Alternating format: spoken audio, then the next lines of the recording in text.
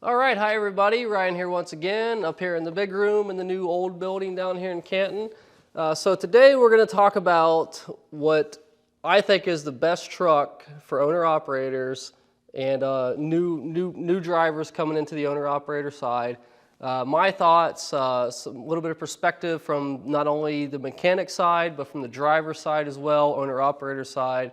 And like I said, my opinion and facts, a little bit of facts in there as well, as far as what we think is the best option for you.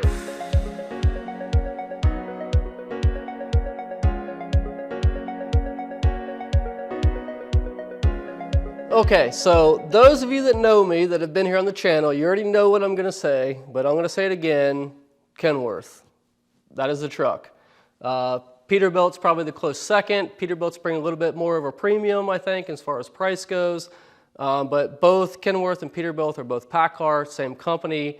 In the last couple of years, I think they've been integrating more of the platforms, with the aerodynamics and kind of streamlining both product lines. But basically, there were two different, Kenworth and Peterbilt were two different companies. PACCAR owns both of them. So there's a lot of product integration. So, I mean, if you have, they've had the PACCAR engine out for quite a while now. The MX-13 is kind of the main one out there. I think there's an MX-11 and MX-9 in the smaller trucks and all that stuff. But mainly on the over-the-road side, you see the MX-13, and both of those are in the Peterbilts and the Kenworths. So you can go, if you got a Kenworth, you can go to a Peterbilt dealer. If you got a Peterbilt, you can basically go to a Kenworth dealer as well to get those engine service. And I mean, they're pretty prevalent with Cummins as well, which I'm a big Cummins fan, and I would recommend a Cummins in pretty much any truck out there, whether you're buying a International, which we'll talk about that in another video. Freightliner, I think Detroit, they put out a pretty good engine in the DD13s and DD15s. But if you're looking at a Kenworth, Peterbilt, International, Volvo, I would highly recommend a Cummins engine because the parts availability and all that stuff, and serviceability at so many different dealers. But with that, we're going to kind of go a little bit more in depth as to why I would buy a Kenworth or Peterbilt. If you want to spend a little bit more money, and kind of a little bit more of the nitty-gritty and the details as to why I would purchase those trucks. So basically, reason number one that I would buy a Kenworth or Peterbilt, like I said, Peterbilt if you want to spend a little bit more money. So I know you guys Peterbilt guys are always attacking me like, oh, why don't you like Peterbilt? And like I said, they're basically the same thing, but you got one is like your, I guess you could say your Mercury, and then you got your Lincoln type of thing. So it's just a higher trim level, basically, in my opinion. So if you want to spend a little bit more money, and you can get the little bit higher trim level truck and all that, you can get your Kenworth or your Peterbilt, whatever.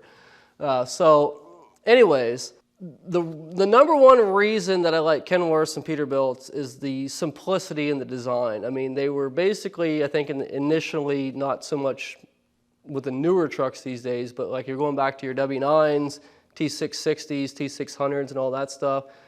Everything is really easy to work on. Everything's laid out really well. The cab isn't sitting halfway over top the engine. You got a lot of space up underneath the sleeper to work on stuff. So, and you might say, well, I'm not working on my own truck. I'm going to pay somebody to work on it. But the thing is, if you take this thing to the dealer or you bring it to me or whoever, if it takes me twice as long to do the same job, you're paying that in service hours. So just because you're not working on your own truck, don't think about, oh, I don't have to worry about working on it, because you're going to pay for those extra service hours. If you're working on, some type of an abortion like an International ProStar or something where the cab's shoved halfway over the engine, you can't get to nothing. I mean, wires are pulling apart and everything else.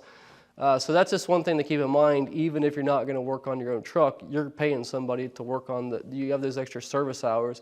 So I've always found, like I said, with T680s I've had, T660s, W9s and all that stuff, it's a lot easier. They're just, my opinion is that the owner-operator was in mind when they designed these trucks to where they're easier for an independent person to go out there and drive the truck and work on it themselves. So it just makes it that much easier, that much cheaper to find problems, fix problems, and all that good stuff. Like I said, even if you're an independent, you're working on the truck yourself, or if you're paying somebody, it's going to be that much cheaper. Okay, so second point is reliability. So in my opinion, every truck is junk, guys. Every truck is going to break down. They've all got their faults. They've all got their problems. It's a matter how much they break down and how easy it is to fix and how cheaply you can fix it and the simplicity of it. So what I found with the Peterbilts and Kenworth, like I said in the first part of this discussion, everything's easy to get to for the most part. There's a lot of simplicity in mind.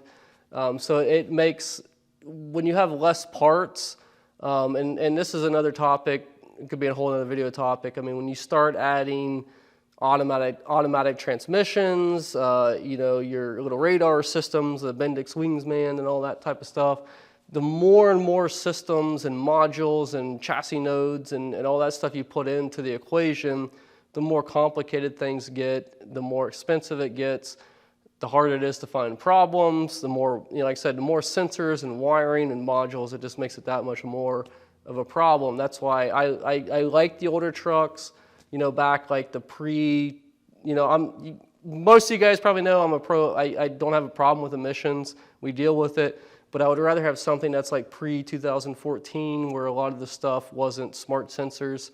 So if you have you're not waiting on computer chips and all that stuff with all these shortages and nonsense and stuff that's out there these days.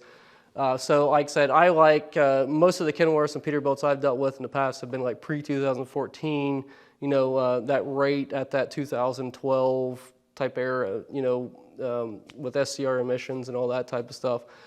So we've had really good luck, like I said, with the Cummins ISX engines, ISX 15s, X15s.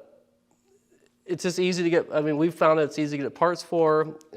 We have Cummins Insight here at our facility, and we can pretty much do anything we need to do pretty easily, pretty cheaply. And everybody sells Cummins parts. I mean, you can go to Freightliner, Volvo, International, Kenworth, Peterbilt, but pretty much everybody sells Cummins. So I'm kind of going off track here. But if I was to buy, I mean, a new truck, I would probably go with a Cummins engine. So we found, like I said, with the KWs, we haven't had many chassis problems, many chassis harness problems as far as wiring goes, or you know, suspension problems. I mean, they pretty well got it figured out, in my opinion, and everything is simple, easy to repair, cheap to repair for the most part.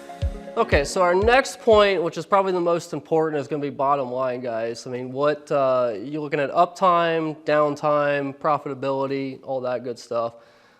So the reason that I would go with a Kenworth or a Peterbilt with a Cummins engine is parts availability. PACCAR has been pretty decent as far as getting parts. You know, than PACCAR is Peterbilt or Kenworth, whatever, same thing. A lot of the parts are the same. So parts availability has been pretty good for us. Dealers around here, I mean, in the Youngstown, Canton, Cleveland area, we've got several dealers. I mean, some of them right now, as of May of 2022, some of our local dealers are like 5 weeks out for service. But the reason I say, like, if you can go with a Cummins engine, and if you're having engine problems, you can take that truck to a Freightliner dealer, a Volvo dealer, a Cummins dealer.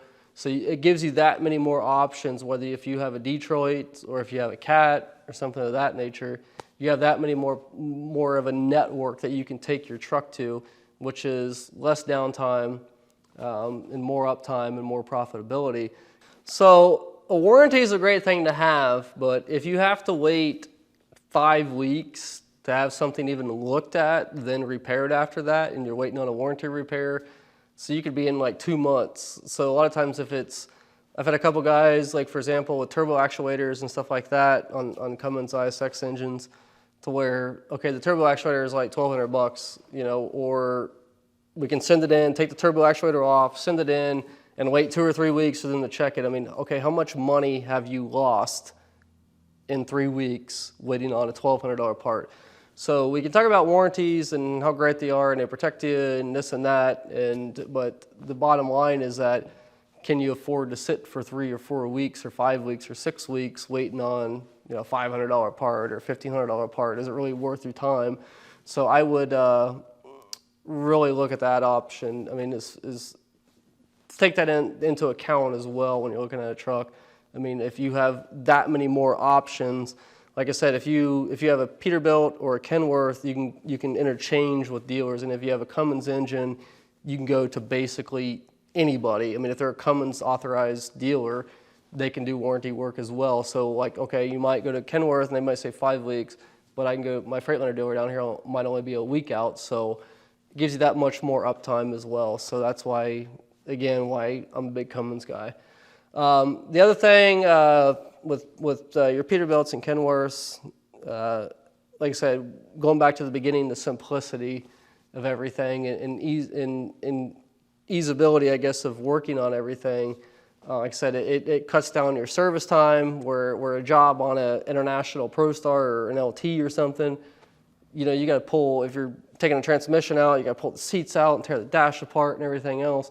So you've got like an extra 8 hours, you got a whole another day's worth of labor. So I mean, how much have you lost in another day? $1,000 or whatever.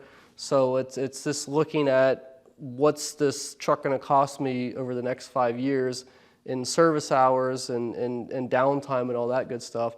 And like I said, as a driver, owner, operator, and mechanic, I'm going to go with Kenworth or Peterbilt, and that's pretty much it. So that's pretty much all we have for today, guys. So if you got any experiences, comments, questions, hate mail, whatever, go ahead and leave that down in the comments, and we'll do the best we can to get back to you and comment as well. You know, we appreciate all the feedback you guys have out there, and from your experiences and what you guys think as well. That helps the community that much more out here. But like I said, again, that's pretty much it. We thank you guys for watching. We appreciate all the support. We're getting set up down here in Canton, so give us a call, check us out, and all that good stuff if you need any work done as well. So again, guys, thanks for all the support. Thanks for watching. Subscribe if you haven't already. Hit the bell for the updates and like the video. We'll see you next time.